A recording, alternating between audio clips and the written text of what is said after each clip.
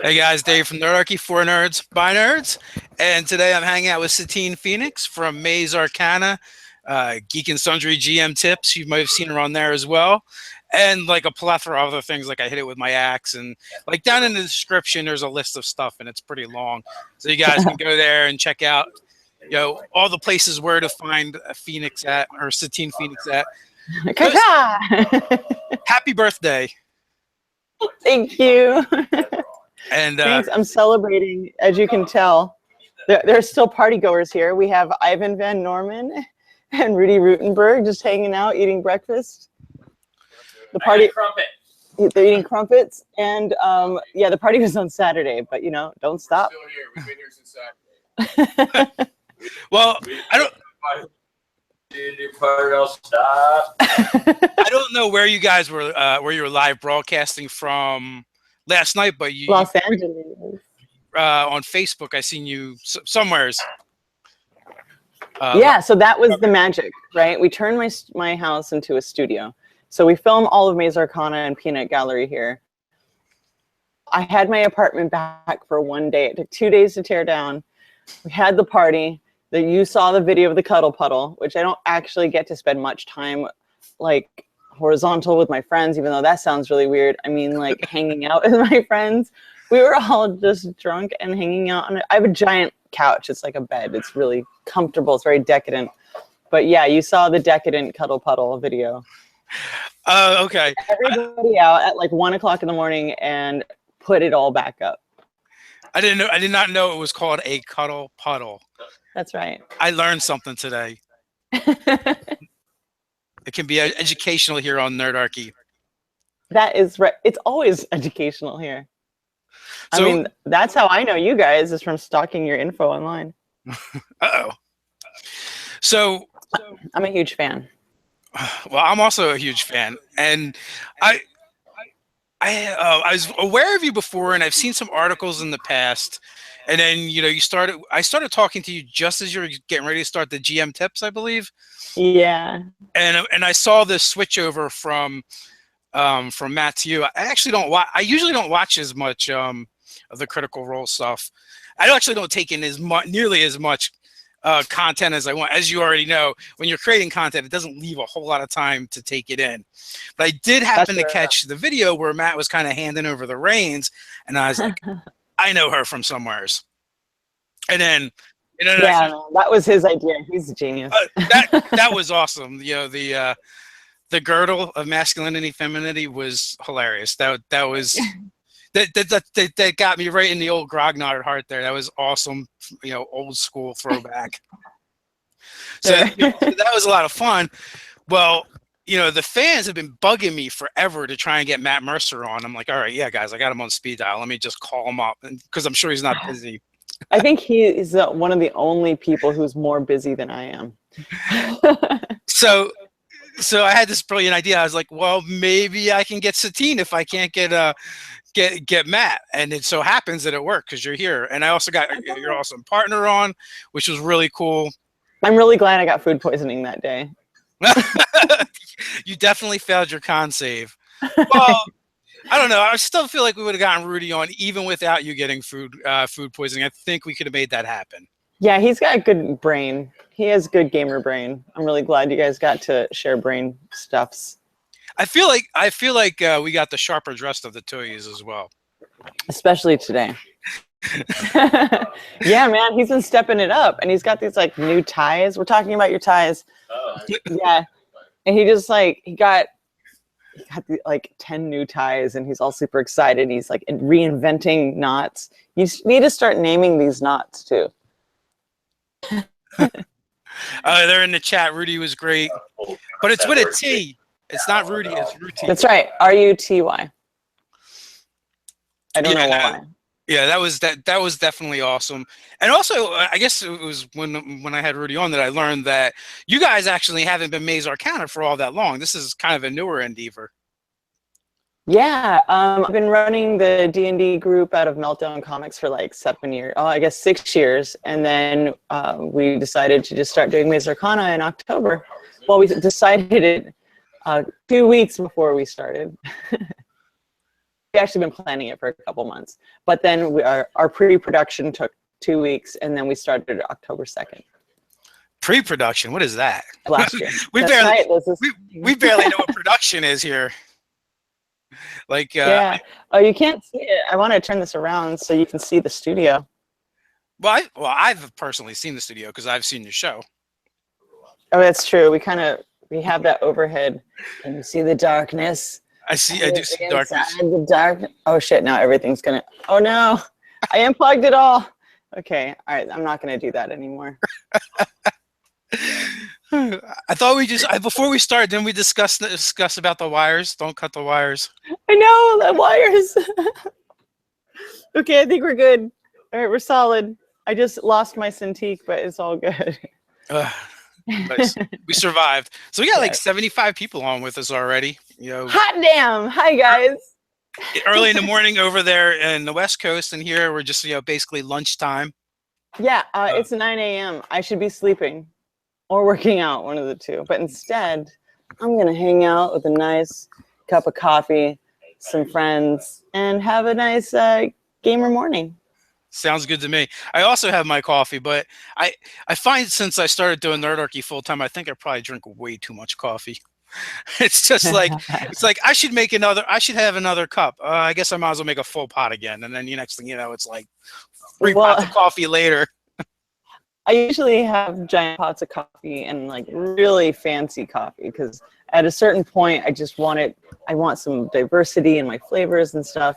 But then Rudy brought over a Keurig for the studio. And so I'm learning about the button. You just push a button and then the coffee comes out. That would probably be the way to go. I don't know. It feels very wasteful, like all those little plastic containers. I'm not that much of a hippie or recycler, but it just is like there's a point where you're just consuming so little, producing so much garbage. Although it does make me feel like would make me feel like like one of the chimpanzees to get experimented on, push button, get coffee. Yeah, for sure. Silly monkey Satine. That is exactly how I feel right now. So you said you were running games at Meltdown for the past 7 years. Is that organized play or is that just at the store? So that was at the store, and it was basically I started meetup.com/LA Tabletop Gamers, and I would have people come by and like, hey, if you want a game, you should, we dungeon masters or game masters, and then I met Rudy, and he was like, League, and I was like, oh, that's super cool. That's way more organized. And then all of a sudden, because of how people know about that kind of organized play, suddenly we've got like 20 more players, and everybody like, I don't know, it seems really reasonable if you're only playing every once in a while that you can play at different venues the same story. So Curse of Strahd I think was what they were playing last I heard. It totally makes sense. I almost played Adventure League one time. It has not quite happened yet.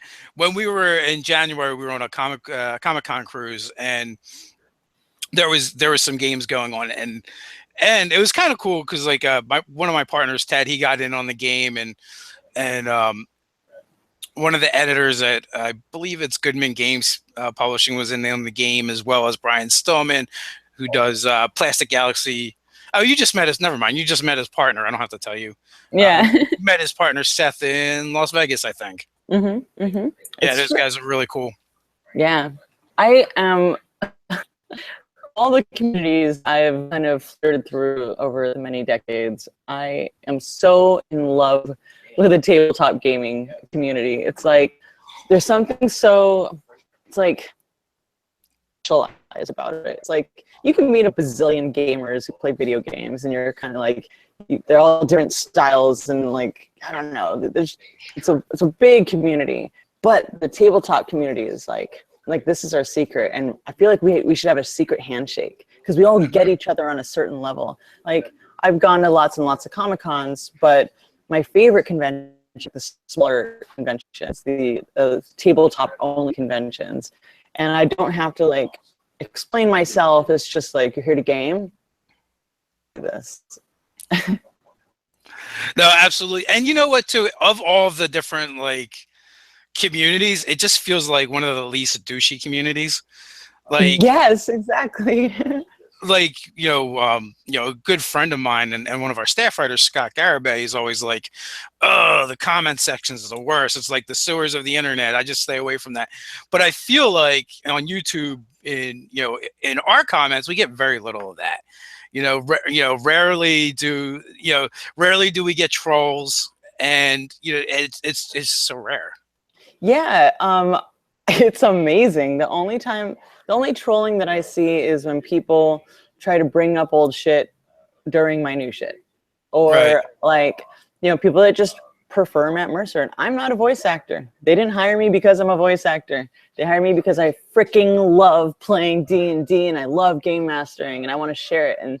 And like, yeah, so those people are just not going to enjoy me as much as they enjoy the previous person, or they're not going to like my style because they prefer, like most of us, like I know that there are many games out there and I appreciate, and I've played many, many of them. I'm like OCD about my Dungeons and Dragons. I just like, if it's not like, I can't just have a copy right now, but like, if it's not D&D, then like Pathfinder, right? Pathfinder is Dungeons and Dragons, but it's not called it. So I'm just like, no, I can't. It's not the same. It's just not the same. Well, that kind of delves into one of the other questions I was going to ask, and that was about other games, if you play other games. So I'm a co-host on a TSR podcast, on the TSR Podcasting Network show called Game School.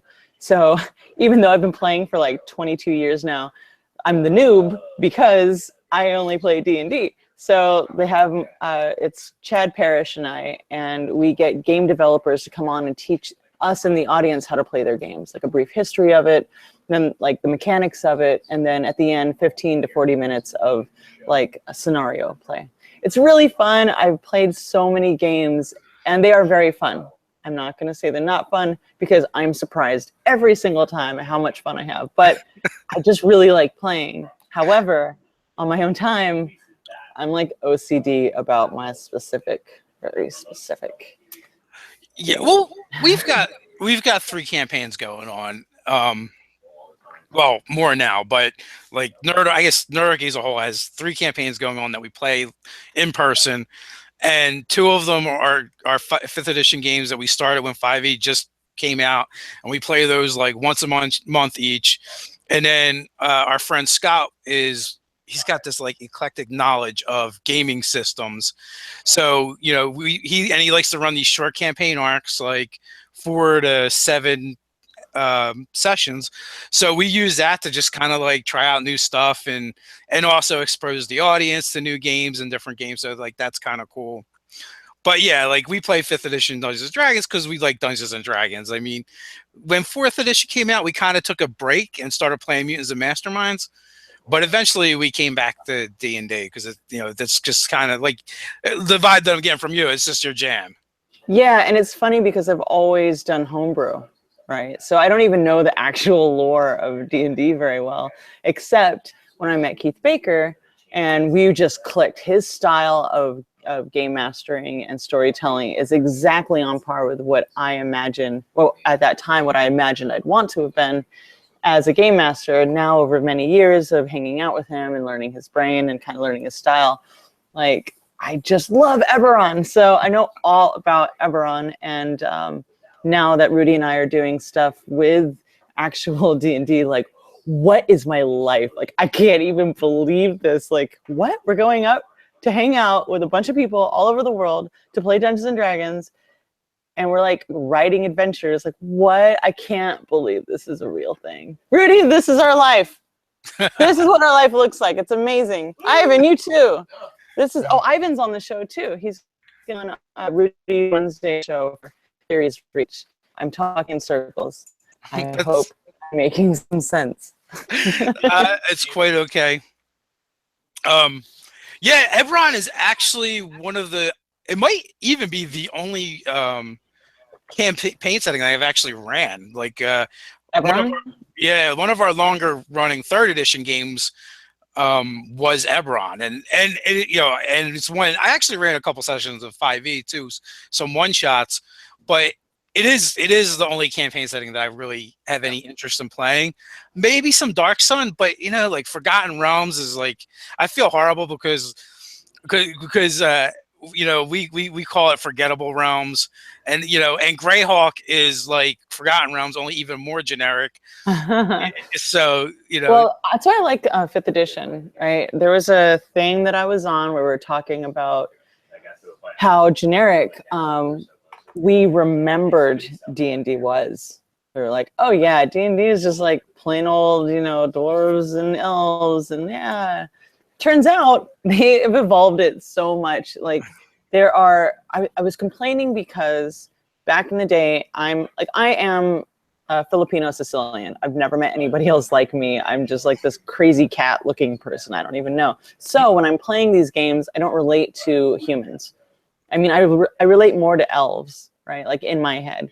So I never really related. Like I love the idea of dragons and Medusas and monsters and stuff. Like that's what I connect with more. So when I'm playing homebrew games, it's easier for me because it's all made up in my head. It is what I want it to be. But I'm learning now that there's like 10 different, where did Rudy go? He's in the bathroom. Different like human races or human variants in. You're talking about the different cultures in D&D. Yeah. Turns out there's like one culture that's all white and the rest of them are like all like it's global. There's Rudy Rutenberg. Yeah, we went through the book and because there people were talking about like, oh, D&D is just a bunch of white dudes running around like a wannabe Europe kind of thing. And we actually looked through, you can go. I felt like an asshole because I was like, oh my God, that's not the case. Yeah. Oh. And I'm just like, diversity is actually like something they put a lot of effort into since the beginning. Yeah. Like Ed Greenwood put a lot of effort into it. If you look in there, it's something like 7 out of the 9 races don't even sound white. Yeah. So I was. Yeah, I was really embarrassed, and now I've been reading about it, and like there's all these different continents and stuff, and yeah, it's actually a lot more interesting. So I'm currently learning all the lore now because I feel like it is now my duty, since I am now doing all this on the internet instead of just with my friends at home. I should probably know a little bit more than I have learned in the past. Yeah, and you're getting status updates from Matt Cernan, the lore master himself. Yeah, dude, we're like directly connected with lore masters. What the hell is my life? Yeah, well, don't worry. If you get stuff wrong, you know, they'll let you know in the comments. I can tell you that from personal experience. So I play a Kalistar on Maze Arcana, and they're human, right? Humanoids. I guess technically the spirit could have embodied an elf at one point, but we decided that because of whatever, it was just going to be human. But Satine, love wearing my elf ears. Like I love it. So we made my character, the Kalistar Scion, do a glamour where she's also a nerd about elf stuff. Like she's a fangirl about elves. So she walks around with elf ears. And it confused people, and in the comments they're like, wait, I don't understand. Is she an elf or is she a Kalistar? Because you're doing it wrong. And I'm like, she's a nerd. She's cosplaying. The game within the game. I was wondering if you were going to show up today with the ears or without the ears, because like you see, so you can find just as many images with you with the ears as without. So then I'm like, I wonder if she's ever going to get them get cosmetic surgery to like have permanent elf ears. It's funny because when I wear them out, people don't realize I'm wearing them. They're really? Like, oh, that's Satine. And I would wear them, but there's all the way on the other side of the room over there. I have I lost my regular pair. I wore them for GM Tips. So we filmed GM Tips Saturday day. We did 4 episodes. And then I raced all the way back to my apartment, set up the party, and then partied all night. But I think I either left them at Geek and Sundry or whatever, but I have a backup pair. I don't understand. It's very important. Yeah, one of the players in my Wednesday night game, my Scarlet Sisterhood game, she wears ears as well, but they're her actual earbuds. Oh yeah, I've seen those. Those are super cool. Yeah, and she plays a halfling, so it's like close enough. I'm going to go to the YouTube and watch, talk, and so I can see the comments. If it makes noises, I apologize. I just want to warn you ahead of time. Yeah. Turn the sound off. Jump over there and just mute it. Yeah. Oh my God, Meta. Oh my God. We're at 120 viewers now. Oh shit, 120 viewers. Can I curse? Is that a thing? You just did, so I guess it is now. No, you watch our videos. You said. I know. The cleanest. So one of our things is we are very specific about not cursing on our show. Even though I was so hungover last night, I think I called Kurt bitches, and it was hilarious. Yeah. So we went to Philly Games Con. And, you know, some different people had showed up to game with us and see us. And one of them was Eli, this 11-year-old kid. And I'm looking going, oh, my God, he listens to the things we say.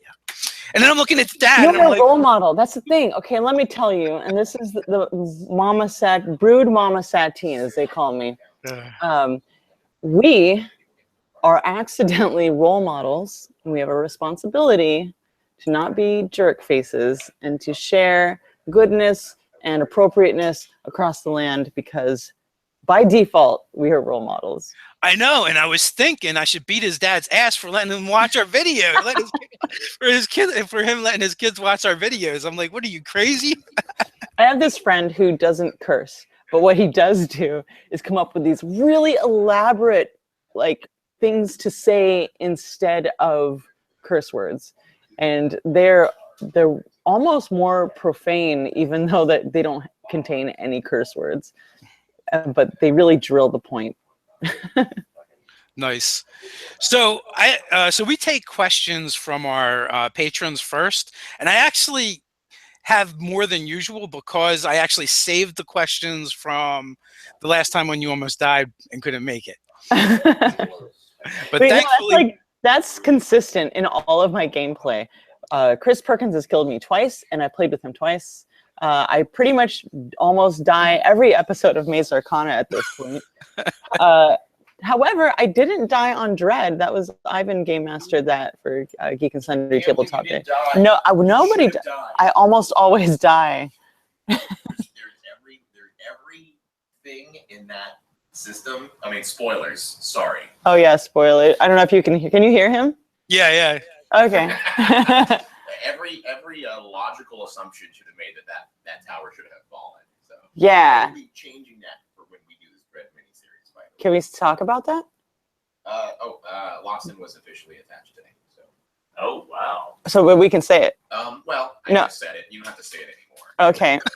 If you're paying attention, Ivan gave a spoiler to something we're not allowed to talk about. Yeah. Whoopsie. I'm officially being interviewed though, so whatever.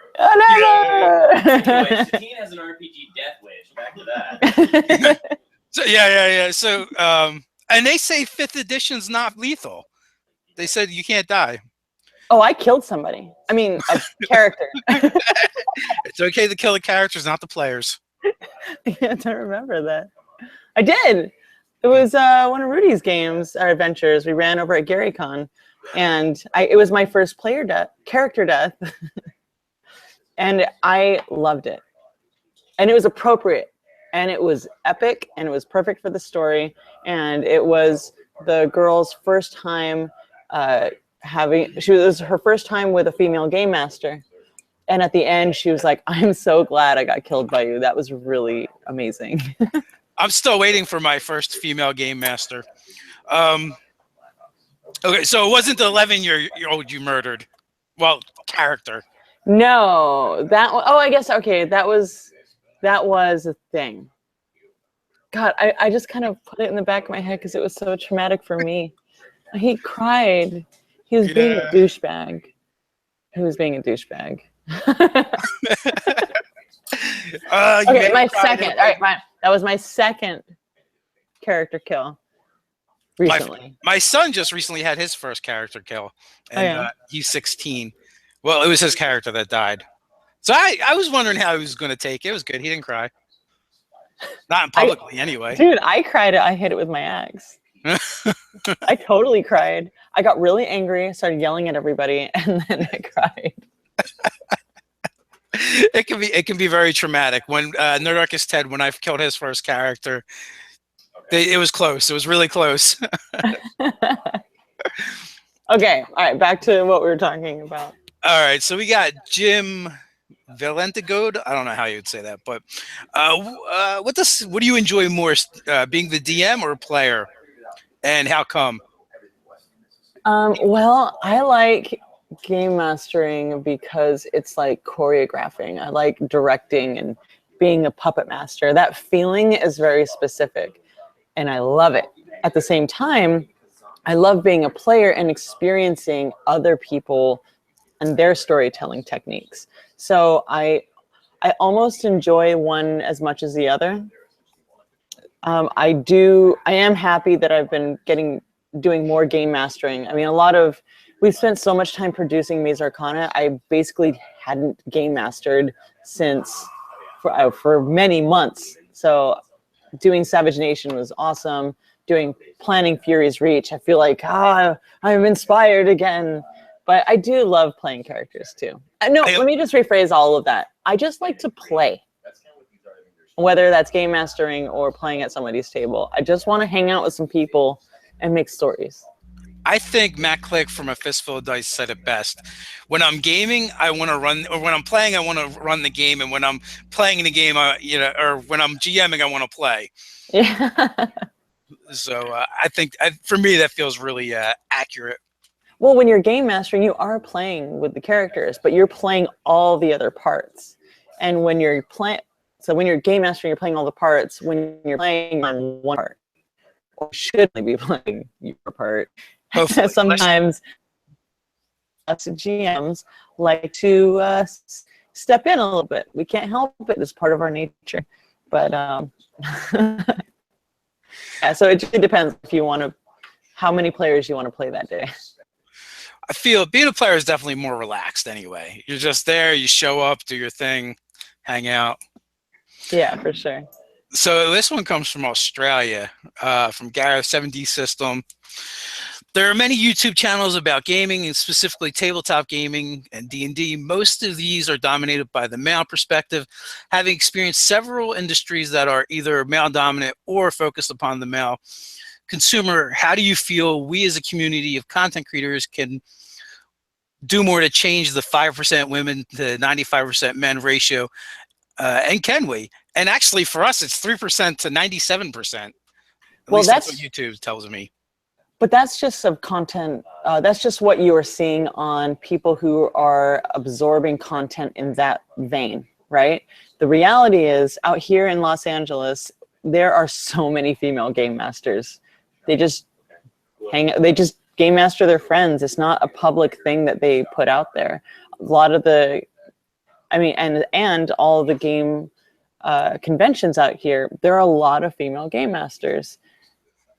But I don't know, I say I can only speak for myself, but a lot of people are playing who aren't public about it. There are a lot of celebrities I'm finding out, men and women, who both game master and play, who don't talk about it because it's their private moment, right?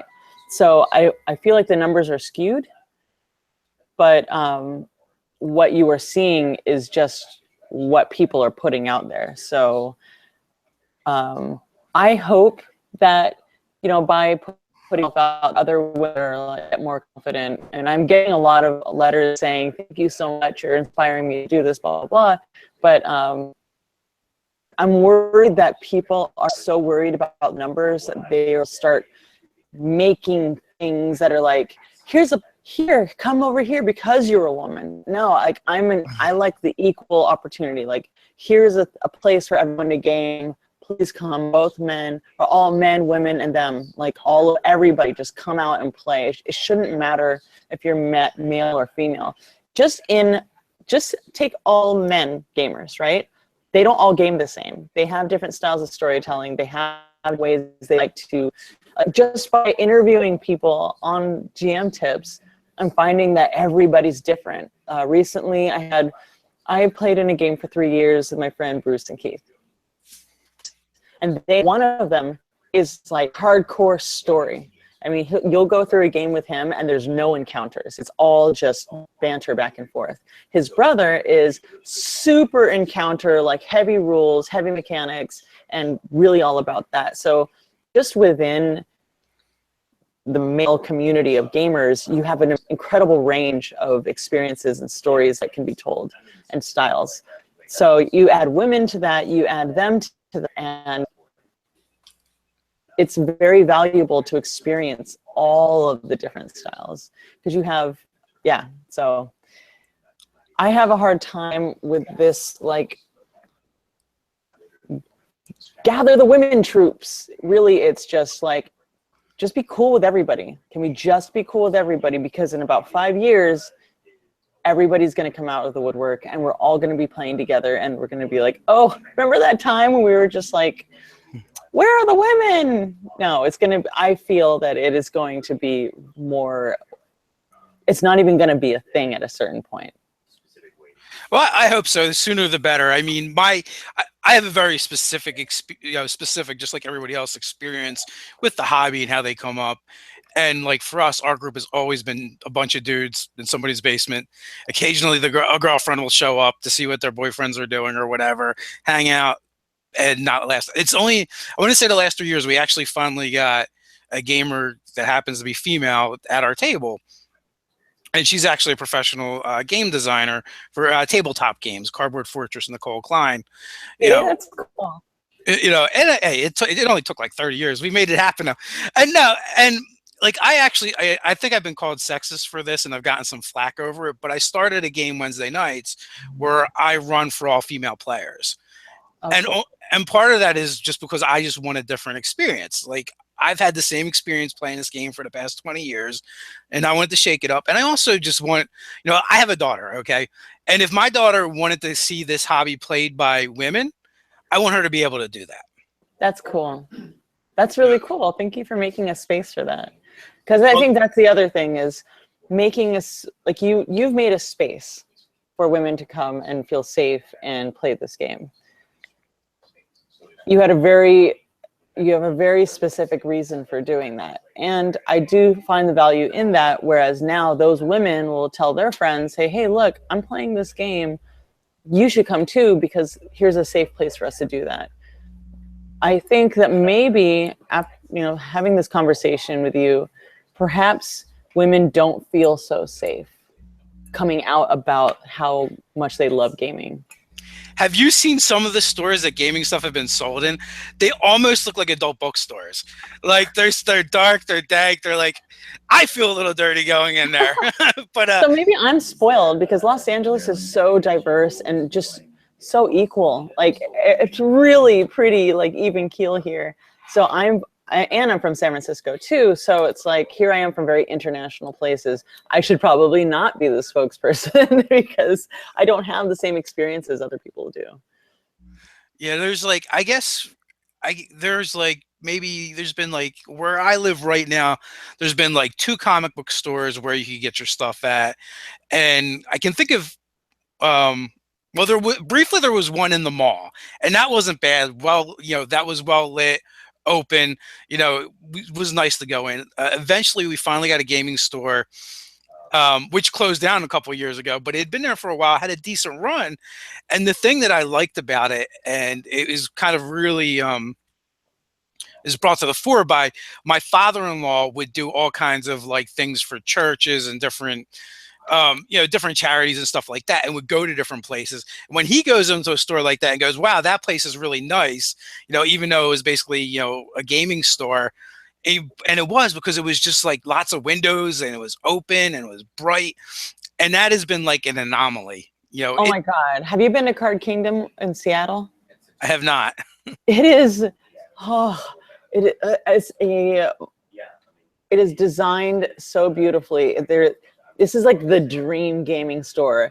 Connected to it is a cafe, and it's like Art Nouveau and very beautiful. The food is amazing. They have a bar and they have like a whole barista thing. And the actual gaming store itself is clean. And the design is like, oh my God, it's so beautiful. They have sections for all the different kinds of gaming that you want. And it's huge. And it's minimalist, and it's exciting. They have like a room just for painting minis. They have a room just for playing or role-playing games. They have a room for tournaments for Magic. I mean, it is incredible. So you guys should go.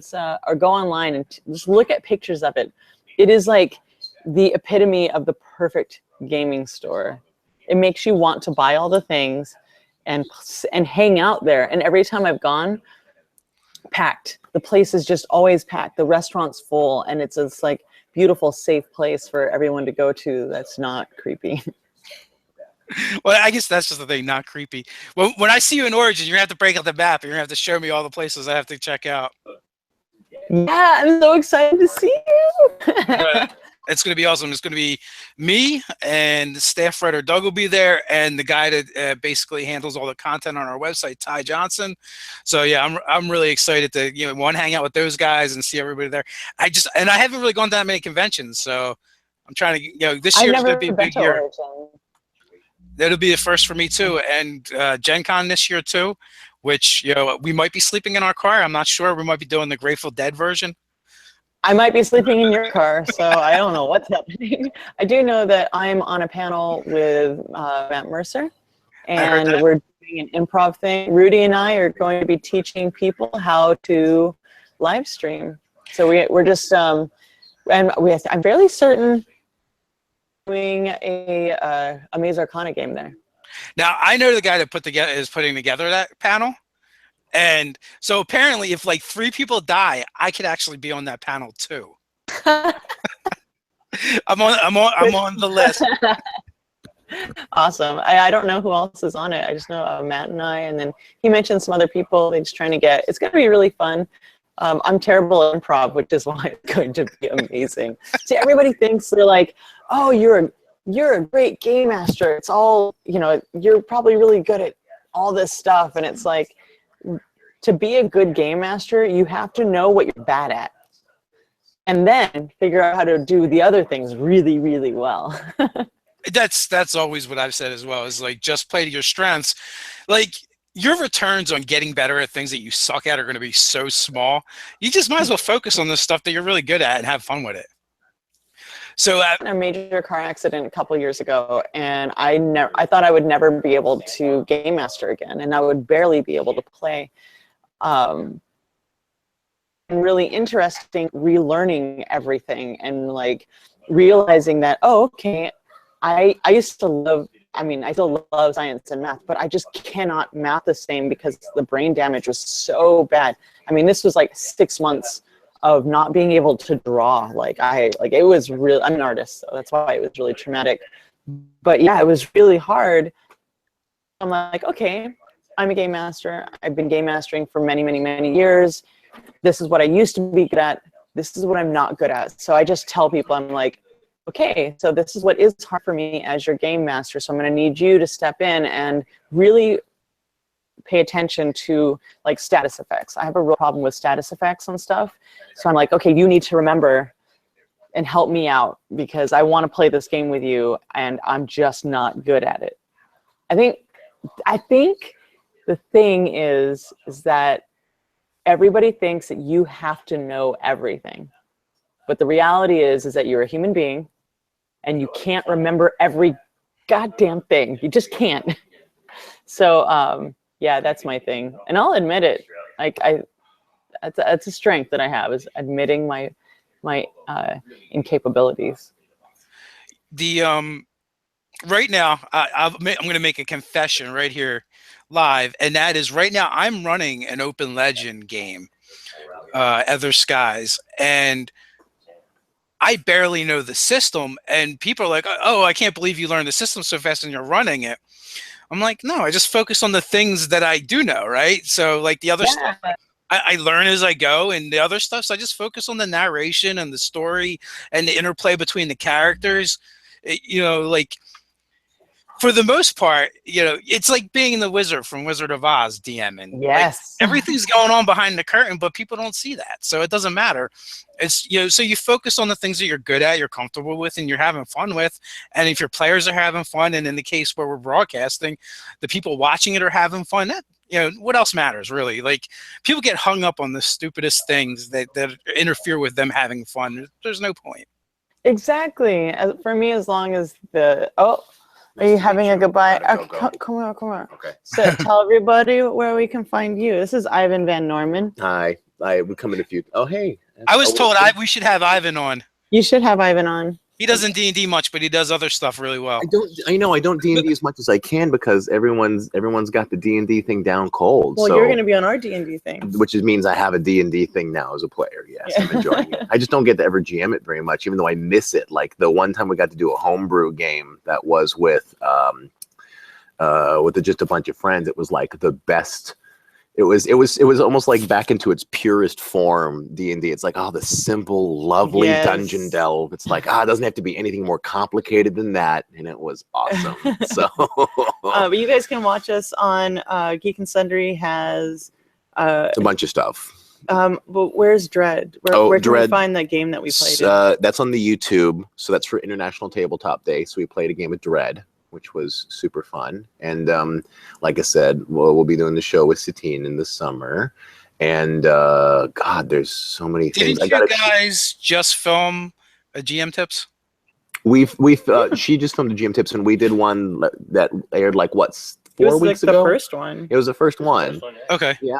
And but yeah, no. Normally, I'm used to playing all the other games. I just end up GMing everything other than D&D. So, well, I'm going to put you on the spot here and just say you have an open invitation anytime you want to come hang out.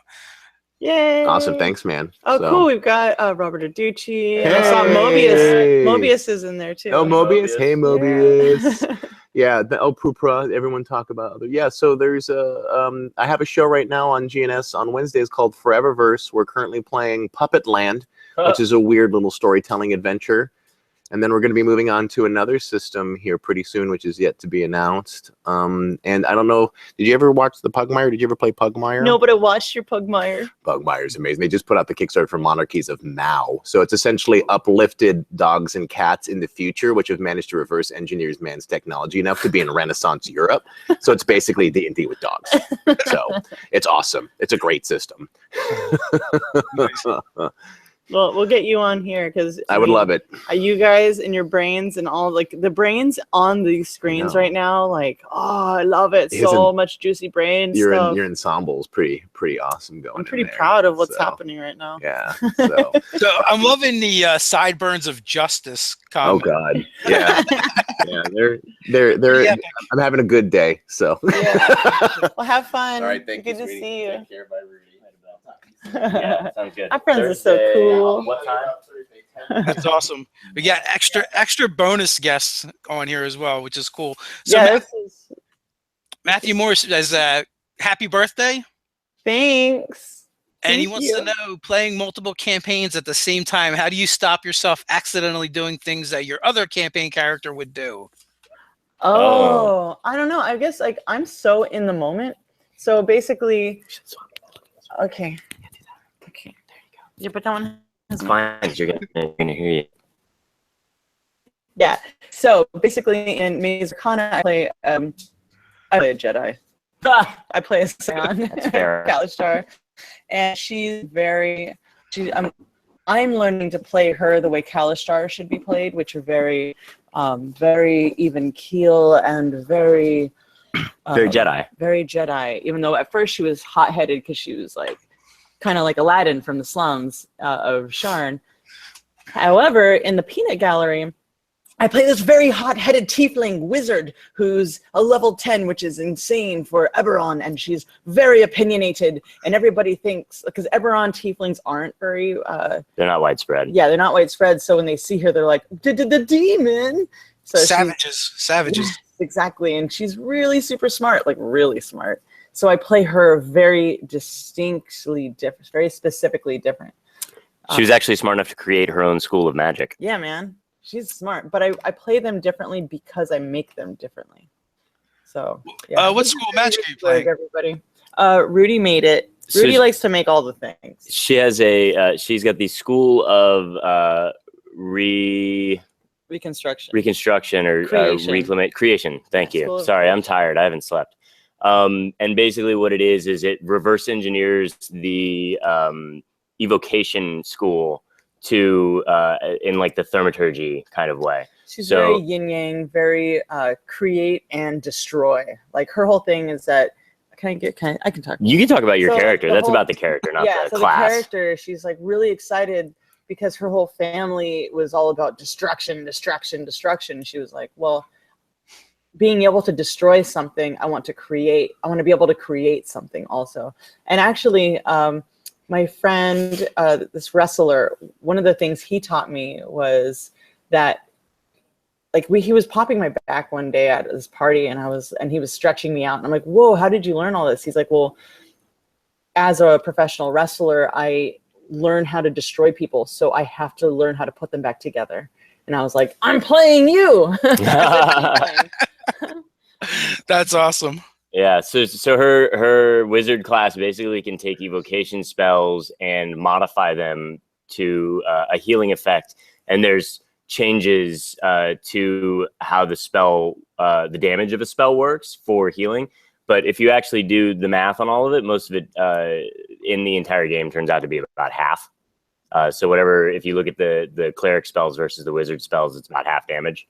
So I just reconfigured them to balance, and then she has some things that have like residual healing effects of like D4s over He's rounds. the mechanical of our party of 2 co-creators, and I am the storyteller of the 2, even though he's an amazing writer. But yeah, he's the more like, I'm a lawyer. yeah, he's a lawyer. Sounds like a lot of work. It is a lot of work, and if you guys want to do a thing later about like how different races that are not usually in Eberron work, we can talk about how tieflings get there, or dragon men, or whatever. Yeah, you should write that on the Patreon. That'd be awesome. And It's actually, already pretty much my done. illusion of Rudy has been destroyed now. Because I Oh was shoot, like, you're in a t-shirt. He said the illusion of you has been destroyed since you're in a t-shirt. I'm in a t-shirt. Yeah, usually you're in a tie and dressed up. Oh, yeah. We're in I'm doing production mode I'm right doing now. crew stuff, Yeah. and I don't want to get shit on all my stuff. it makes sense. One, I can go put one on. But No, we need to get him one of those t-shirts that have like a suit jacket and tie situation. Well, he should have compromised and got the tuxedo T-shirt. Yeah, we need to get you a tuxedo t-shirt. I like. Your t-shirt has to be a tuxedo t-shirt, That's right. or a picture of me wearing. That's right. So those are things. Nice. Rudy Rutenberg, everybody. Woo! Yeah, we basically, all we do is production. And because we're new, I mean, we started off Maze Arcana with Logitechs and like mishmash lighting and, you know, just throwing things together, ice packs on my computer. And oh, there you go. There's this. Woo! And now we've got, we just got brand new velvet curtains. So to like class up our curtain thing a little bit, we're getting new lights on tomorrow. And we have these beautiful black magic cameras now. And yeah, like it's pretty crazy. This whole production is pretty crazy. So we're constantly evolving. We're constantly changing, trying to figure out what is going to work best, what's going to look best, which also means, yeah, we don't have lives. I actually am not working my day job anymore so that I can focus on Maze Arcana. That's awesome. Good for you. Ah! As long as you keep it too, it's good. It's gonna work out. I just know it. Oh, God. When did you quit the day job? I think my last official day was Friday. Oh, sweet. So it's new. Yeah. Exclusive.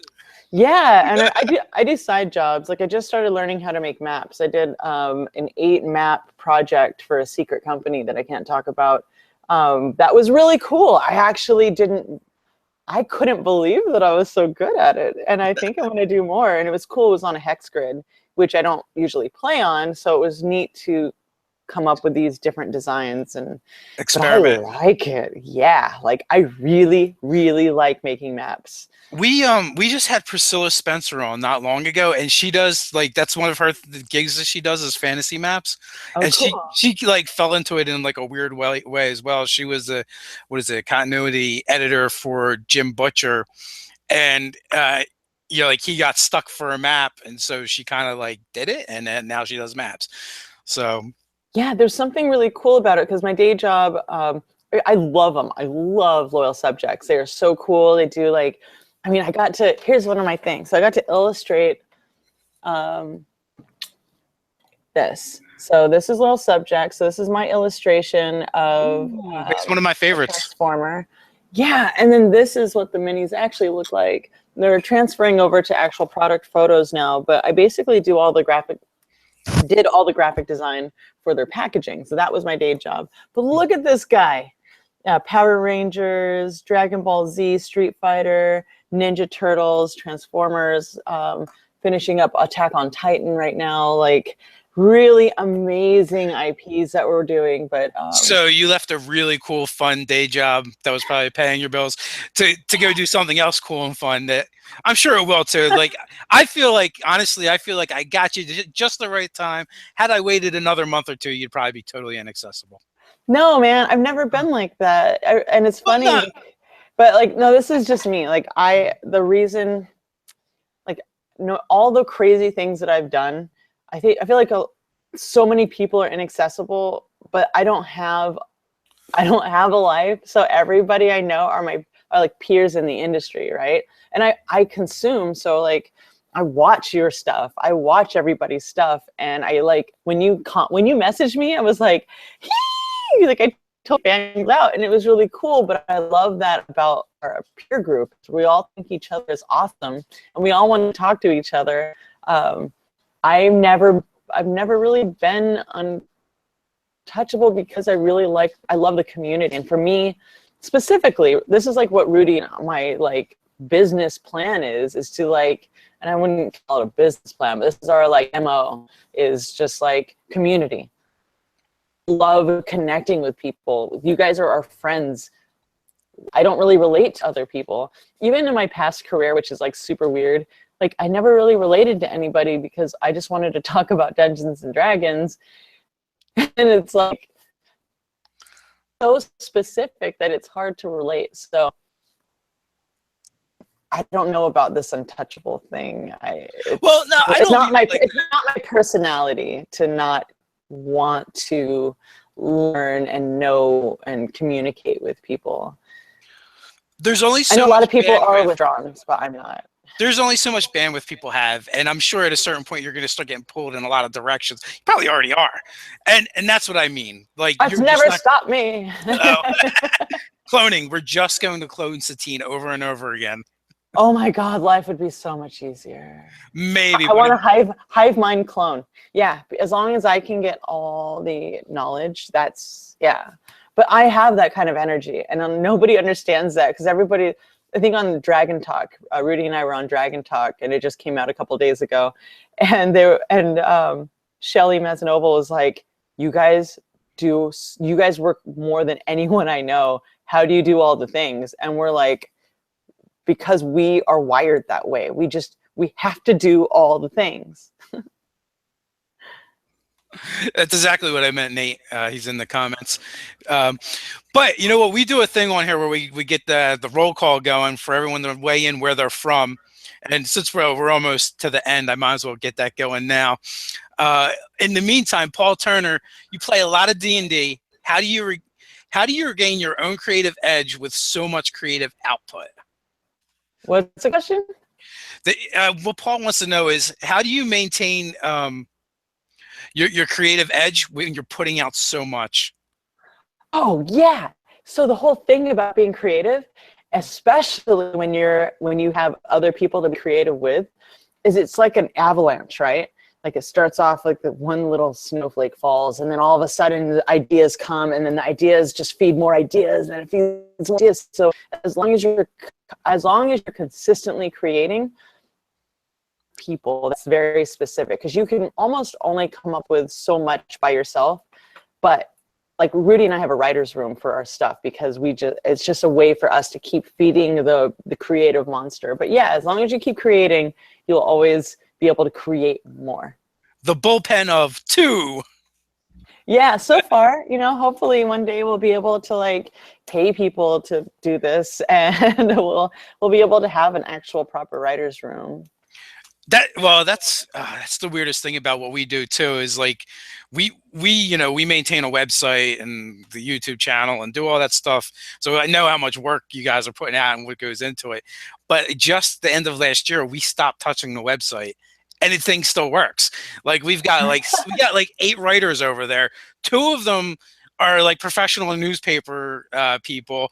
2 of them are actual professional writers. So I can't believe it. And they're all volunteers, and they're all amazing. So it's just crazy. So we have staff writer Doug from Cleveland. We got London in the house with Dicey UK. Yeah. We got Brian F, New York City. Oh, this is wonderful. Mike the Piper, British Columbia. Frigginator, Washington State. Andrew Vella, Corpus Christi. Poison in Kuwait. We got Robert in Denver. We got Chicago, Illinois in the house. Wow. S. Daniel, good morning from the armpit of California. I'm not sure where that is exactly. Let me wait. Fresno. Okay. Is he in Fresno? I don't know. He doesn't say, just says the armpit. But Dominic is in Fresno.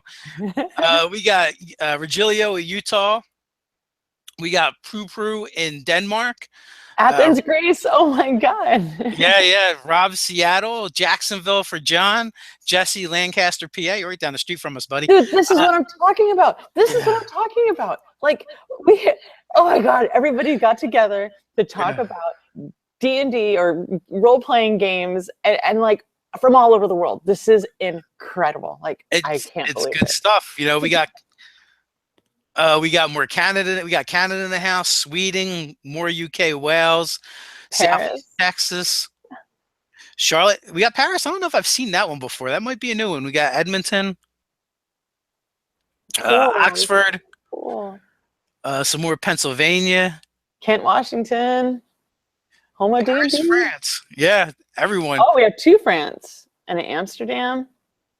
Yeah, that's also like one of the fun things, and one of the weird things is like you'll see a place and you're like, did they type it in again? And you're like, no, there's actually 2 people from Sweden watching right now. This is so cool. And then you're like, what freaking time is it? I do want to say something though. Go ahead. Rudy and I, we make this production happen somehow. I mean, whatever. We would love help. Period. It's not that we don't want help. It's that we actually need it, and also it's hard to find. It's hard to find. Like we're doing the legal documents in order to make these shows run properly is insane. Not to mention the website, like you're talking about, and I mean, and then the wiki and the even just recording what happens in each episode. We need a Maze Arcana historian. Like, it is not easy keeping track of all these things. It is tough. Like we've created so much stuff that is now in more games than our own games, and you just said like legal stuff. We have some like legal, some lawyer fans are like, oh, they cringe every time we say or do something because they're like, you can't do that. I would like to introduce my kitty. Her name is RPG. But you have to say it like Luigi, so it's RPG. RPG. Yes, she's the best, and she likes to say hi when people are on camera. We've got a dog that the Grim Reaper is circling. He's so old, he's not doing good. It's not that he's not doing good, but I think he's like half blind now, and sometimes I have to help him in and out of the house. Oh. You have to like spot his back legs, and then we have 2 insane chinchillas that remind me of Pinky and the Brain. That's super cute. I think they're super adorable too. But every time you go to their cage the next day, it looks like a frat party happened the night before. I'm like, what are you guys doing? This is my hellhound, Ash. Ash, come here, come here. And my super gross beat up chair. Come here, Ash, up. Come here. This is my hellhound. His name is Ash. Well, I think there's food upstairs, so he's going to do that instead. Matt 510 got like hundreds of Nerdarchy's got like hundreds of episodes. Dude, we're up to like 1,800 videos, I think. Oh my God. Well, it's over 1,800. And that's the other thing too. Like when you talk about how do you stay creative, we were able to stay creative because all the fans, like they're like, hey, how about a video on this? And I'm like, I never thought of that. All right. or they'll And say you something. do it yourselves so that you can, that's the cool thing about doing these things ourselves, is we don't have to ask permission to make things. We can just be like, oh, I have an idea, let's do this, and then you do it. Whereas, you know, if you have to answer to a larger company, you have to wait for permission, and you have to get all these things. And yeah, sure, there's money involved, but you're like, I'm from San Francisco. We put things together on zero budget or like with $10. You know what I mean? Like, you make the thing because you have to make it.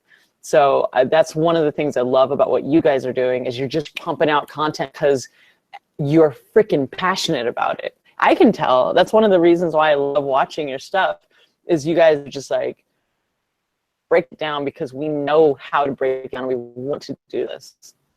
So we had someone coming on the show, and they're like, hey, can you send me the questions beforehand? And I'm like, questions? I'm like, I could, but I'll have to write them.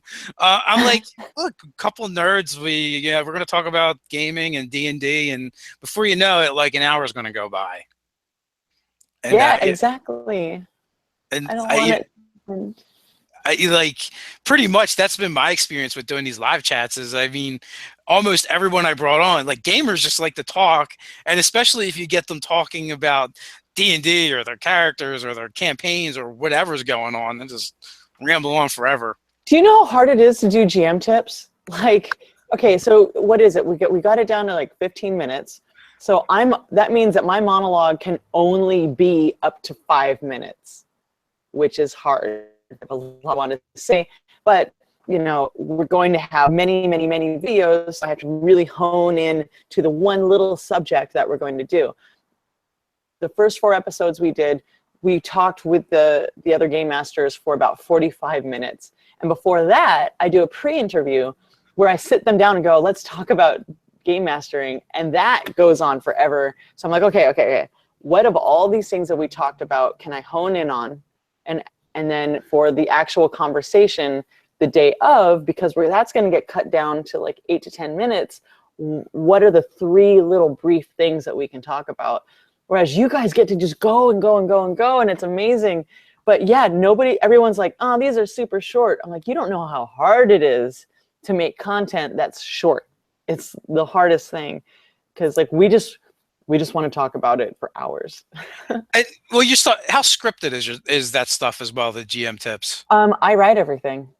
So okay. Like my monologue, I write that. Now that I'm not working a day job, I can actually spend more time on the monologues. And like, this is my first time doing this, so I'm learning. I didn't, like, the first 4 episodes, I didn't really know what I was doing. They're like, hey, do you want to do this? Would love to. Do you want to do this? I'm like, okay, all right. And then I was like, hey, Matt, how do you do this? And he was like, here, I'll show you how, like, I do mine, and then, you know, you can figure it out from there. And I was like, oh, okay, yeah, that's all right. I'll do that. So I mean, like, I did a lot of stage acting in my whole life, but this is totally different. Yes, there's a teleprompter. I write all the content for my monologues. I'm learning how to use a teleprompter. I get nervous because, you know, like, there's cameras, but the crew is so much fun and super amazing. And like, the stuff that we recorded on Saturday is just the silliest, it was so much fun. So yes, it's scripted. I do all the writing. So that's important to know, I think. And then, so because I'm asking, and this time, like, so on Saturday, we only had like about 10 minutes with each person, so that we're not going to be editing them too dramatically, so that we can actually, you can experience what I'm experiencing with them. So really, the problem with that is I'm only discussing 3 items with them.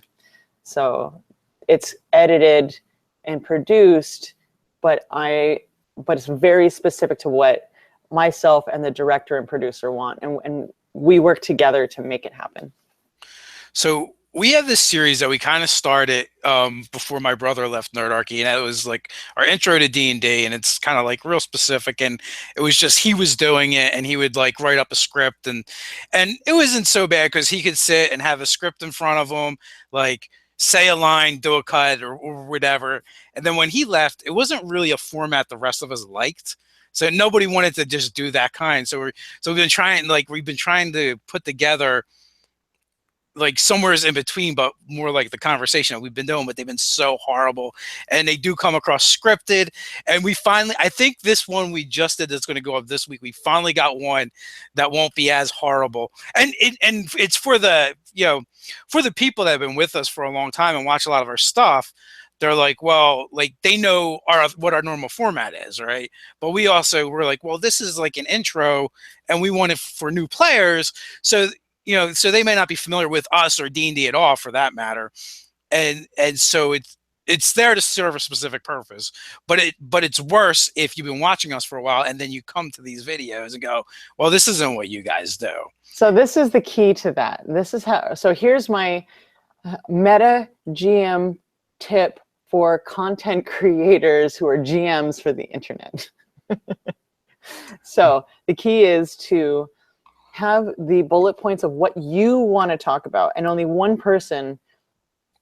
So you should have a discussion together of what you want to talk about, and let the person you are talking about it with get all their brain stuff out of their system, because everyone has a thing. Oh, I want to talk about this. Oh, I want to talk about that. Oh, and don't forget this in the thing. So in the pre-interview, you talk to them about that, and then you're like, okay, what are the major points of what you liked that they talked about? And then you grab those points so that right before you do the recording, you can tell them, okay, these, A, don't repeat yourself, because that's the thing people tend to do, and B, these are the actual points of what we're going to talk about.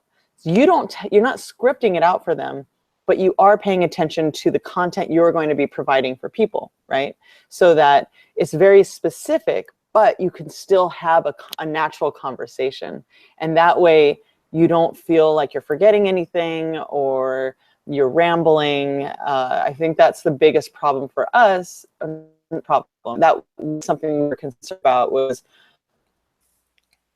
go on, and then having to edit it at the end. If you just have a very concise interview conversation, then you don't have to edit very much, and you don't feel like you're rambling on. And I think that's what we kind of almost naturally settled on our last one. But it literally took us, I want to say, 11 videos. And then, I mean, some of them Ryan did, so he did like 8, and then we had to do another like 4 or 5 on our own to kind of like figure it out and work out the bugs and get to yeah. But that's how Nerdarchy has grown the whole time, is we just figure things out as we go. That's true, and I love it. Everything, we're amateurs in every aspect of what we're doing, but we just I'm just very stubborn and refuse to quit. I get you. You and I are like this. We're very kindred spirits. I was just lucky in the sense that I have a background in internet marketing, and I know how to kind of get our stuff out there. Yeah, that's a day job. That's like, that's 2 jobs. People don't realize I have such a hard time just updating my Twitter, and I used to be really good at it, but there's just not enough time in the day, and I wish I was better at it. But we have, Arcana has this wonderful friend who's been helping us out, Jenny Parcell. She's, I think I'm saying, she just got married, and I hope I'm saying her new last name right. But she's been really great helping us out. It's as much as we can ask for, and we're super grateful. Yeah, well, and I guess that's the thing a lot of people don't understand, is like all these little things that make everything work are, they're all like a full-time job. And then, like, you guys know, because you guys are doing all those full-time jobs, and you were working at your own full-time job as well. Like, last year this time I was doing heavy construction, so I would work 3rd shift nights, come home, sleep, get up, do Nerdarchy stuff. Yeah. And there was days where I would go and film with Ted during the week, and then we do our weekend filming, and like you just I would just run on fumes, on D&D fumes. That's basically, yeah, Rudy and I are. And I feel very also grateful because as I was working my day job more, Rudy's been really taken up, like doing most of the work. And now I'm happy that I can participate more. And he's just like full on Twitch. He's like, Satine, I need you to be here more, please. And I'm like, I'm here, we can do this together. And it's great to have found like a friend who's as passionate and who has as much crazy workaholic energy as I do. So now it's basically as of today, now that I'm not hungover anymore ish, yeah, it's just full steam ahead with Maze Arcana, and we have so many plans. It's insane. I don't even know what I'm allowed to say, except I know the D&D thing. You guys got the Stream of Annihilation coming up, yes, which is cool. Yeah, that's June 2nd and 3rd. We will have Kurt Casares, Ivan Van Norman, Kyle Vogt, Mylan Sarley, Misty Dawn. They're all coming up with us. And yeah, I'll be running a game up there. I don't know when exactly, but that one's going to be kind of showing you what Fury's Reach is going to be like. So on Tuesdays, I'm running a game, a D&D game. And then on Wednesdays, Rudy's running the D&D game. They're both umbrellaed Fury's Reach for twitch.tv/D&D. And then, but both teams are going after something similar. I don't want to spoil or anything, but it all takes place at the same time. So it's like, what do they call it? Cinematic universe. So it's Wizards of the Coast cinematic universe happening at the same time. And it's cool. Dude, it's so amazing. Cause like if one group goes to a place and they do a thing, which, you know, always happens, if the other group gets there, they'll be able to see the repercussions and the consequences of what the other players did. So even though mine's on Tuesdays, maybe Wednesdays might get there first, which means Tuesdays will have to, you know, deal with the fallout from what Wednesdays do. So anything's possible. I would like to ask a personal question for one of the guys I game with. I'm in this game Tuesday nights on Twitch with a group of awesome Canadians, and you know, the GM gets a little discouraged because he's been at it for a while with doing the Twitch thing and streaming. And you know, he just hasn't had the kind of exposure that he wants. And I mean, I tried to help him and give him some advice just from the perspective of, you know, getting traffic and social media and that kind of stuff. I am not very familiar with Twitch. I don't know how Twitch works, if there's any tricks or anything like that. What advice would you give to someone that's a new streamer? I'm fairly certain, and this is what someone told me, you have to stream at least 3 times a week, and you have to be consistent. So that is pretty much the key thing to being a Twitch streamer. It's hard. We didn't know what we were getting ourselves into, and over time, people are like, "You need more content. You just do." So we're putting out more content. I actually said that too, because like I'm not sure about Twitch, but I'm like, you know what? Because I think he does like 2 games a week. I'm like, you just need to be there more when I don't care if you're doing your prep. I even pointed to you guys going like they do a stream and then they do a restream where they kind of do commentary and talk and chat with people while they work on like their content for the next, you know, the next game session or whatever. Yeah, unfortunately, we got this crazy idea. I mean, our Monday night game, it's awesome. It's our friends from Wizards of the Coast. They're playing on Chris Lindsay, Bill Benno, and Travis Woodall, myself, game mastered by Rudy. But we have an idea. Unfortunately, this idea is so complicated.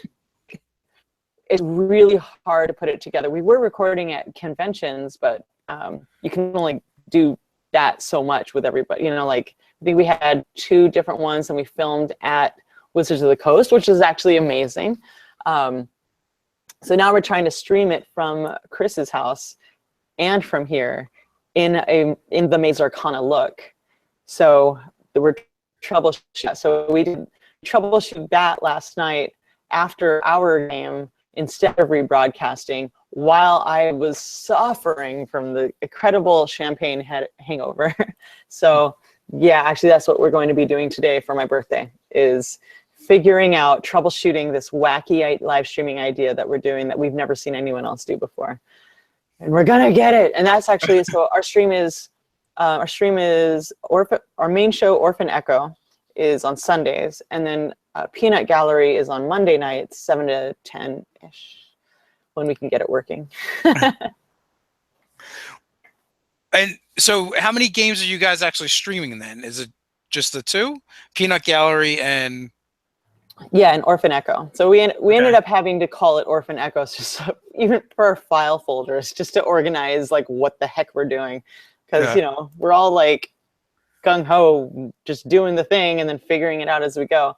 I did a 3-part mini-series called Savage Nation, and that was in April. But this, as of like the last week of June, it'll be 4 streams a week. Oh, nice. Or 3, depending on if we can keep up that pace. But you know, the reality of it is, you know, you only have so much bandwidth, and with it's already hard enough coming up with 1 game a week. Rudy has been coming up with 2 games a week and trying to wrangle people and do all the production for the long term. It's a lot. I understand. It's a lot. I understand all too well. Unfortunately, I am currently running Wednesday nights. I run my Scarlet Sisterhood game, and thank God I don't do the production you guys do. And you know, my other skies is Fridays, and then I just run, you know, 1 game a month for our in person, which isn't bad. And then we generally do 1 fan game a month. So, you know, and we just cycle through each of us for DMing that. And then whatever else pops up next week, or wait a minute, is it next week or this week? I don't even remember now. I think it's this week. We have a Professor Bill from Comic Book University. If you're into comic books, he's got a great YouTube channel. Oh, cool. And he lives in Canada now, but he's from Asbury Park, New Jersey, so that's kind of cool. He used to be down the way. So he's going to be running the original Marvel Superheroes game for us. So we'll be going to be playing that. I believe it's Thursday. So that's going to be a lot of fun. Is that the percentile one? It is. It is. I have played that. The Universal Table, and you can find it all online free now. At this point, that stuff is so out of print, it's not even funny. But I used to love that game so much. It's what actually got me into reading comic books. Oh, cool. I love comics. Obviously, I make comics, or I made it until I got a day job. But yeah, so we had written 27 issues, and then I was just plowing through and making them. They're graphic novels, 70 pages each, called New Praetorians. You can get I think 1, 2, and 3 on Amazon, or you can go to Comixology and pick up 1 and 2. I should probably go back and figure it out. But Comixology, written by R.K. Cyrus, co-created by the both of us, and I illustrated it. But I'm really into like Sandman comics, like anything Neil Gaiman. I like Vertigo a lot, but I'm obsessed with Dee Dee, The Death, the High Cost of Living. I actually had, in the 90s, I wrote Neil Gaiman on the old email system. It was like the blue screen with the white letters, and I think CC Mail or something like that. And I wrote him and was like, "Excuse me, I want to turn your comic graphic novel into a play." And then he wrote back, or whoever wrote back, somebody gave me permission, and I turned that graphic novel into a stage play. I was the president of my drama club in high school, and I directed it. I had my boyfriend play the main character and my best girlfriend play the other main character, and yeah, obsessed. However, I have a lot of comics you can't see, but this place is just covered in books, just books everywhere. I've never read Doctor Strange before, but watching the movie, that is my new favorite thing. Like, I love they're playing Scions, seriously. Like, they got like the Scion blades and the shield, and like, it's really cool. So I want to actually get more into that, Doctor Strange. That's going to be my new thing. I'm getting flack over the thumbnail in the comments. Oh, it was my D20, right? Yeah. Yeah, so Greg DiStefano and I, like, the whole idea was, it was the Marilyn Monroe bottles. Do you remember the bottles where it's like she's posing, the wine bottles, and it's her on like red velvet? So the idea was me doing like a Marilyn Monroe style, and we got dice. And I thought it was awesome. That's why I used it. So yeah, right. It's super fun, dude. D&D can be sexy. Like, come on, why can't it be sexy?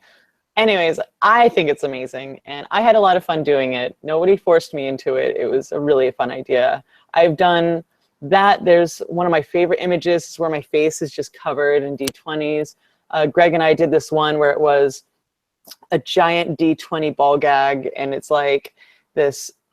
I know it's like, it's naughty and you shouldn't mix like nerd stuff and sexy stuff, but come on, man. Like, I almost died. I feel like I should do whatever the frack I want. Like, come on. And I got my friend Diana Knight. She has Diana Knudsen. Sorry. She's a makeup artist, and she did all the makeup for that. And I think somebody was passing it, or people were passing it around on Imgur or something. It was like 30,000 people just passing this image, and it was like black, perfect lipstick, this giant like D20 ball gag situation. It was just here to here, and people are like, the nose ring and the piercing, they're like, is that Satine? I was like, yes, no apologies. Next question. yeah, no, it was awesome. I actually would have used I probably would have went with the face covered over first, with the D20s, except for the size of the image, the shape of the image doesn't work. Rectangle, yeah. Yeah, it doesn't work nearly as well. And I thought that, it looks awesome. And I'm always looking for things where I can like make, do the Nerdarchy branding along with the image and make it look cool. And yeah, that works. I give you permission, so I don't see what the issue is. Like, and that's the other thing is, like, I haven't done anything sexy I retired from my last, whatever you want to call that, in 2010. It's 2017. I'm allowed to do 3 sexy things in 10 years. So well, you know what? Let me tell you something. And most of the fans don't even know this, but I got into trouble when I was 18. And I actually did my first and only state bid, by the time I was 19. I've had this bite me in the ass within the last 10 years. Really? And like this is something that happened a long time ago. It's like you were physically on a cellular level a different person. Every cell in my body at that point has died from that. Yeah, absolutely. Exactly. And people don't understand that you move on. We all mature. We all have different interests because of just maturing and getting older. And it's terrible when those things that help build the person that you are now, then they like all of a sudden like they come up and you're like, really? My wife keeps telling me, she's like, you got to have the talk with the kids, right? I'm like, she's like, you talk about stuff online on the internet. They might just find it. I'm like, yeah. Out to it. Well, see, even my whole family, like I've always told them everything. I'm like, look, the worst thing in the world are secrets. I don't keep secrets. I don't like it. It just really, if you have secrets, people can try to use things against you. So up front, I was like, okay, parents, brother, sister, cousins, this is who I am. This is what I'm doing. I'm sorry that it's going to ruin it for you, but you need to know that this exists. And my mother was like, are you making good money? Yes. Are you hurting anybody? No. Well, then have a good time. I was like, all right, cool. Yeah. So real important question here. Love to reload. This is like the first time I've gone to the comments for questions. I've been horrible today, but I've been hogging Satine all to myself. Dave, what did she do with all those D20s after the fact? So those aren't mine. Those were Greg DiStefano's. However, he now sleeps in them. That's right. But I do have enough dice here that I could do another photo shoot. And it's funny because like all of our cast members make fun of me because they'll be in my bathroom and just like open a drawer looking for something. And there's like dice. And in my kitchen, I think Rudy found, he was getting a fork for something. And he's like, why do you have dice in your utensil drawer? And they just end up there. I think somebody was looking for Listerine or something, and they opened my cabinet, and they're like, why is there a D20 here? This is an inappropriate place for a D20. And I'm like, they just kind of crawl around my house. Oh yeah, that's funny. The dice everywheres. Oh man. All right. So I've had you on here for close to like an hour and a half now. I will keep talking to you if you stay on, but it's but I'm gonna release you if you have work to do and stuff. Let's do 10 minutes because today is my actual birthday.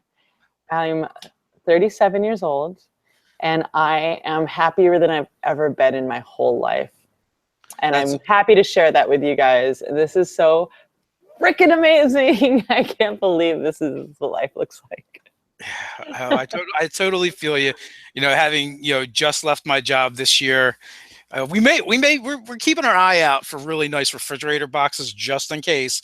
But this is what I'm doing right now, and it is awesome. And again, happy birthday. Somebody had asked, what's up with all the red Solo cups? And that's exactly it. It's Satine's birthday weekend. and she just cleared out the last of the partiers. Yeah, I think, I guess Rudy just left. I don't know. Where he's working somewhere. Yeah, it's probably true. I'm like, the house is awfully quiet. But yeah, so this is, I got to clean. This is so for a birthday present they should have got you a maid so you didn't have to do it. I know, right? So I happen to have really big parties. I love surrounding myself with friends. This one, there were 70 people in my apartment. It was a small one because I only told everybody about a week or two ahead of time, but there was this one party I had that you can actually see on YouTube. You see that during the party there was like 200 people in my old loft. And then there's another video, which is the aftermath, where I take the camera and I walk everybody through the party, and there's people sleeping all over the place. There's broken bottles, and like, I think there was booze. I had this like cool wheelchair that I used to do photo shoots in. And so you can find that. I think I've got like two YouTube channels just for Satine because I couldn't remember my password for the other one. So there's like pre-2010 Satine and then post-2010 Satine. You can find them. I think it's like the Satine, youtube.com/the Satine Phoenix, youtube.com/Satine Phoenix. I don't know. You'll figure it out. But I guess I should say this. I know we've been talking about it over and over. Maze Arcana, a bunch of times a week. You can follow. Please subscribe. We just got Twitch partnered, which is amazing. So happy birthday to me, Twitch partner. Woo. What exactly does that mean? That means people can subscribe to our channel and then keep up with us. And we have like special things that we do just for people that subscribe. You can follow, but then the subscriptions are like more like interweaved with us. I think it's like, I don't know exactly the details. This is all new. I think we have a meeting to figure out how to actually make it all work. But twitch.tv/MazeArcana, subscribe there. You can subscribe to us on YouTube, youtube.com/MazeArcana. Follow us on Twitter. Me at Satine Phoenix, Rudy at Rudy Woot, RUTYWOOT, and at Maze Arcana. We're facebook.com/Maze Arcana. We try to keep it simple. You could have saved yourself a whole lot of breath there and just said check the description.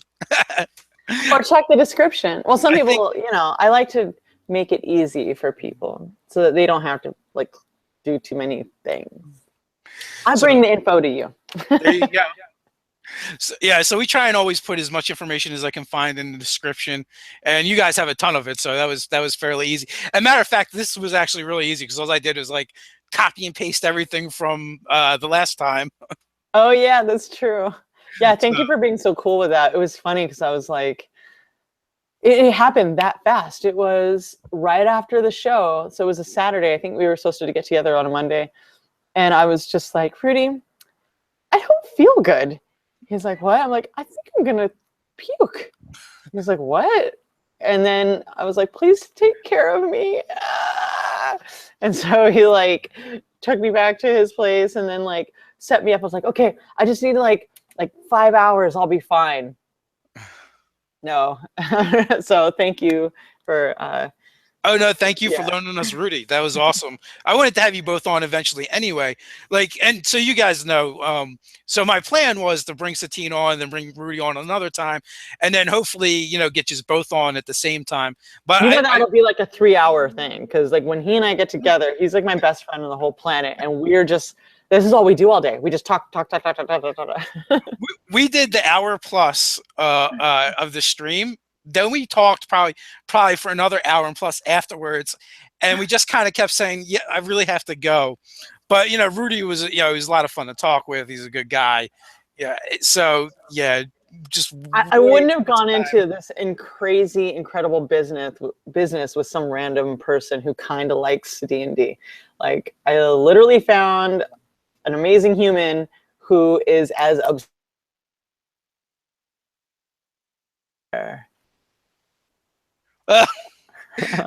I'm just laughing at some of the comments. You're welcome, Michael. And that's funny, Dicey UK. That is funny. That's hilarious.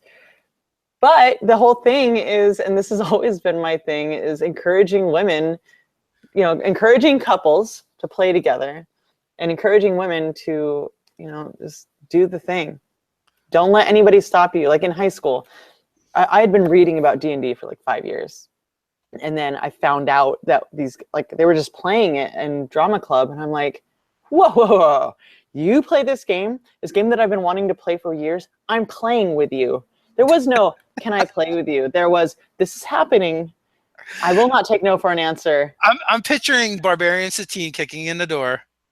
And I'm a barbarian in real life, because like I'm 5'8", and I'm always in heels, so I'm like actually 6 feet tall. I work out a lot. Like I'm kind of an Amazon, and so and I've been that way since I was 11. That was the thing. Is like I had this growth spurt, and I've always been like, let me tell you what you're doing. That kind of reminds me of my daughter, because she's 12, but she's pretty tall for her age, and I never realized how big she was compared to the other kids until I went to pick up my son in kindergarten, and she was like 2, and I'm walking by all the kindergartners with her, and I'm like, wait a minute, she's the same size as them and bigger than some. That's hilarious. I'm like, when they're little kids, they're all just like this big. They're little, kind of feel like awkward about it, especially here in LA. Like, I'm a giant. Like, people on TV are super tiny. But like, I used to kind of feel really awkward. I'm like, well, I'm big, and I don't, I'm kind of like a big German Shepherd of a girl. And it's, once I realized, like once I started wearing heels and realized I could be way taller than people, I got really empowered, and I was like, this is cool. I have like advantage up here. So yeah, let her know that if she is ever awkward about it, don't be, because you can be pretty badass as a large woman. Well, she's good. She's kind of you know what, it's like my son is really good academically, and everything comes easy, and for her it's a lot harder. But at the same time, I feel like she's got it more going on as far as doing whatever she wants to do, because she's just more determined, and like things that don't go her way, she's almost oblivious to it. Oh, really? That's awesome. Yeah, so it is really good. She's 12, and she's got her first boyfriend. They hugged for the first time the other day. I keep telling him, downhill from here. I know, I keep telling him, I'm going to take Danny fishing. Oh, that's good. But not really, because I'm going to come the water with him. Yeah, I was like, okay, it's you and me out in the water. Yeah. You better respect. Kids have no respect these days. She handed me the phone the other day when she was talking to him, and I'm like, Kayla, he won't talk to me. She goes, because he's afraid of you. I'm like, good. As he should be. That's, let him remember that's that. healthy, I think. Because if she has a boyfriend who isn't afraid of you, then you should be worried. Yeah. So it's all good. But I'm going to let you go now, because I also have work to do. It's been a lot of fun. I really appreciate you coming on. And it looks like the fans have really enjoyed it as well. Sorry, guys, I really didn't go into the chat as much as I should have. I was just having too much fun talking with Satine and, Rudy popping in and Ivan. So this has really been awesome for me. Yay, because I'm having a great birthday. That is so awesome. So with that, until next time, guys, stay nerdy.